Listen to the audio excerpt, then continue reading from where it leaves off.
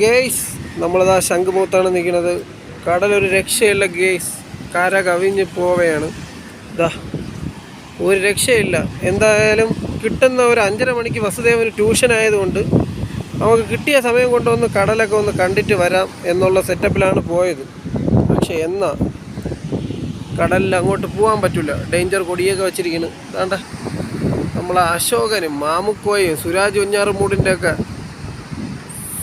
Full ഫിഗറുള്ള മറ്റേ ഇപ്പോഴത്തെ അവരെ പരിപാടിയുണ്ടല്ലോ, എൻജോയ് ചെയ്യാൻ വേണ്ടി അവർ ഇറക്കിയിരിക്കുകയാണ്. പക്ഷെ ഒരു രക്ഷയില്ല ഇവിടെ, ഒരു രക്ഷയില്ലെന്ന് പറഞ്ഞാൽ ഒരു രക്ഷയില്ല.